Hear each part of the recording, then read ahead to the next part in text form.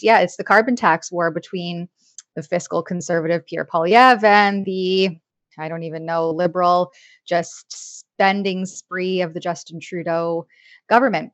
So the first video that we have to share with you is our Deputy Prime Minister, that's also our Finance Minister, Chrystia Freeland, who, of course, is claiming that the carbon tax is the most efficient way to address climate change. And sorry, before we run that video, anybody who doesn't know, in Canada, we have an exclusive to us, yay, carbon tax that basically, well, taxes all of your consumption of carbon. And of course, Canadians are facing record inflation, record cost of living. There's a housing crisis in pretty much every province and territory in the country. And Canadians are really struggling. Food banks are seeing a massive increase in visits to use their services. And as we approach the deadly cold Canadian winters in most provinces and territories, a lot of people are really stressing about how they're going to not only afford groceries for their families, but also heat their homes and fuel their cars. So the Liberals are obviously pushing back on the scrutiny of this ridiculous policy. And we'll play this clip for you of Deputy Prime Minister Chrystia Freeland.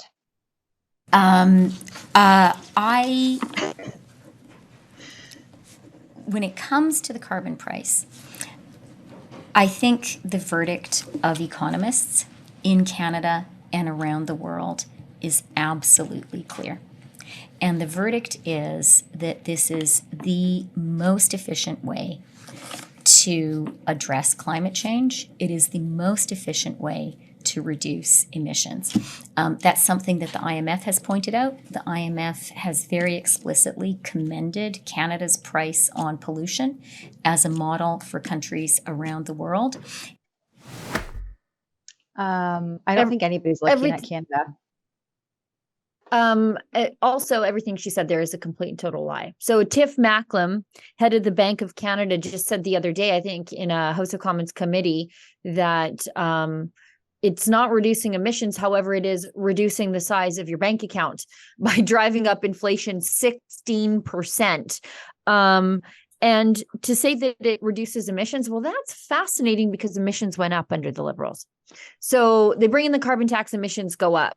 Emissions go up every single year in British Columbia, the province that has had a carbon tax in place the longest. You know where emissions fell, by the way? In the United States under President Trump, because the most efficient way to reduce emissions, if you care about those sorts of things, and I actually don't, but if you do, then you would be opening up land for fracking, because that immediately drove down emissions in the United States. It was frack, baby frack, drill, baby drill, and emissions went down. So reducing the barriers to more efficient ways of energy production, and by energy production, I mean the reliable fossil fuel kind, that's how you drive down emissions. But no wonder Canada's in such a state, because our finance minister is someone who doesn't understand how finances work. And actually, she led to the destruction of an entire department of Reuters when she was in charge there. They had to shutter that department of Reuters because of her financial mismanagement. And Justin Trudeau said, that's the lady. That's the one to be in charge of the economy. And even the Liberals don't believe this garbage, because they just cut a carbon tax exemption for much of Atlantic Canada. So if the Liberals actually care about reducing emissions, why then don't they, why are they reducing the tax on a very inefficient fossil fuel, which is heating oil, while continuing to hammer natural gas in the rest of the country?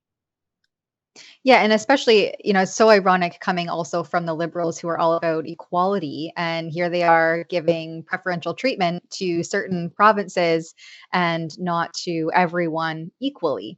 And of course, in swoops Conservative leader of the opposition, Pierre Poilievre. And so he's just announced a new motion to extend the carbon tax pause for all Canadians, not just those Atlantic provinces, but everybody. And he very brazenly challenges Trudeau to an election to see if Canadians, in fact, want to continue to pay more to heat, eat, and house themselves, to use his words, or whether they want a common sense conservative government. So he admits that natural gas is cleaner and lower emitting, and that's exactly why he's going to penalize Canadians for using it. Mr. Speaker, he says he wants to bring in a pause for some people in some places. I want to get rid of the tax for all people in all places and forever. But wait, why don't we let Canadians decide? Why doesn't the Prime Minister pause the tax across the country until Canadians go to the polls so we can have a carbon tax election and Canadians can choose his plan to quadruple the tax or my plan to axe the tax?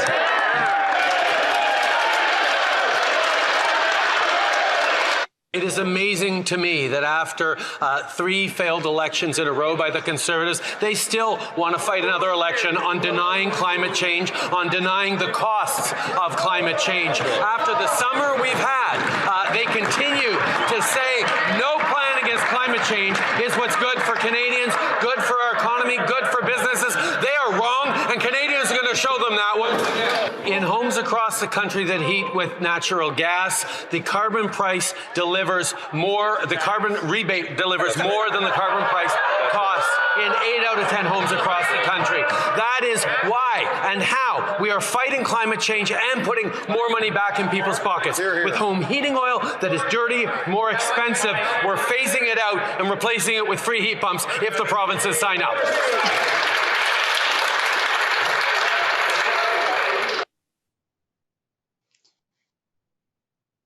I don't know about you, know. Sheila, but I don't really want a free heat pump. I just don't want to pay more tax at the pump. And I think that that's the whole point here, is that, that Justin Trudeau is clinging to the idea that, well, we'll just continue to tax you. We'll just tax, and then we'll give you a small percentage or a fraction of that back so that it looks like you're getting reimbursed for all of those taxes to change the average weather patterns. I mean, that's what climate change is all about, apparently. If you're looking at it from the climate hysteria viewpoint, it's the changing weather patterns. And so I am still very unclear on how taxing people changes weather patterns. But obviously there is something more at play here, where the intent of the carbon tax is to actually just keep you more stagnant and prevent you from traveling, unlike the elites who will continue to fly to the globalist conferences and Davos and World Economic Forum meetings and UN agenda stuff and the World Health Organization. All these people, they're going to continue to travel unabated.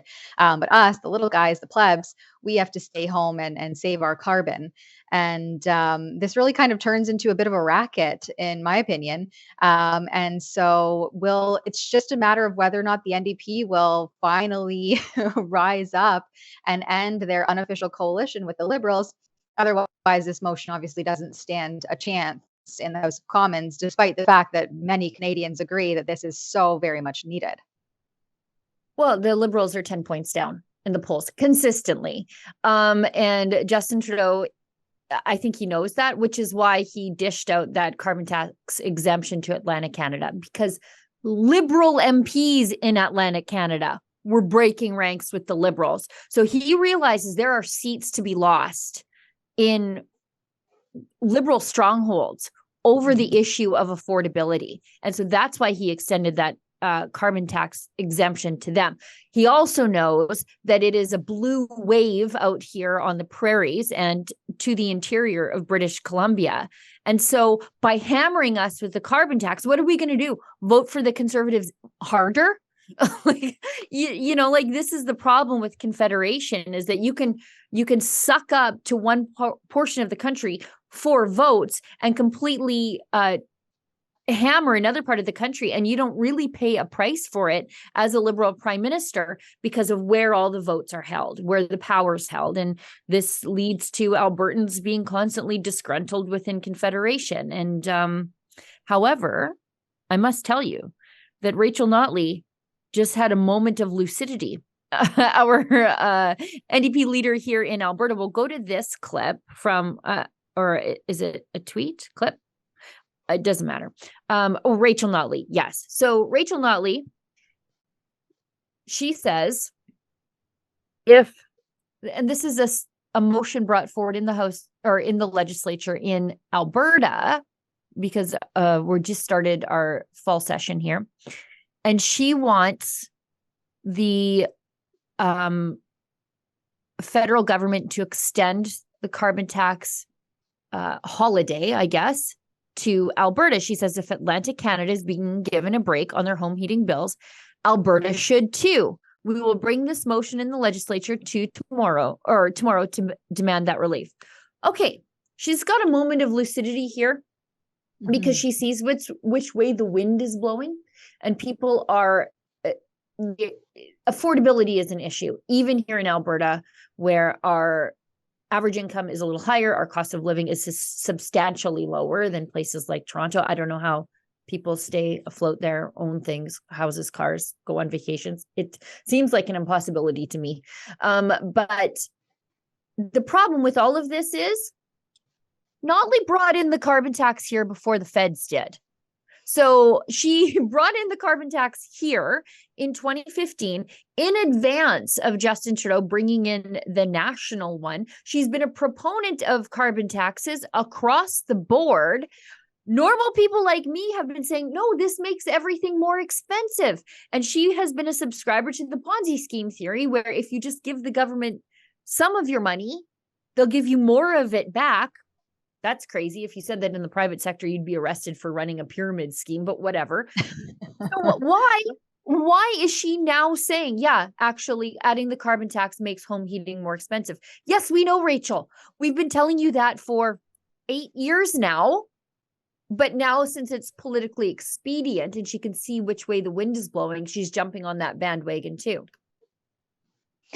Yeah, the irony in all of this unfolding and the way that it's affected the Liberals and clearly the NDP in the polls is so funny to watch if it weren't so horribly sad simultaneously, because it is the everyday Canadian who is suffering at the hands of these ill-informed, horribly executed policies. Not that this was a good policy to begin with. Clearly, the fallout of it is devastating, especially on the heels of this global pandemic. And I use the word pandemic to refer primarily to the way that the government responded to a seasonal, quote unquote, novel pathogen, and not necessarily the attack of a novel pathogen itself. And so I think the confounding factors that are at play here socioeconomically have really created a dire financial landscape across the country, which many economists and politicians could see the writing in the wall. It just, for some reason, the Liberals and the NDP were completely unable and inept to be able to have that foresight and that fortitude. And now you see this, as we already mentioned, this war in the House of Commons, and happening also in the individual provinces and territories, saying, hold on a minute, this makes no sense. And the thing is that on the federal level, like obviously Justin Trudeau has the power and the means to say, we hear you. We're taking these really devastating concerns seriously, and we're going to axe the tax.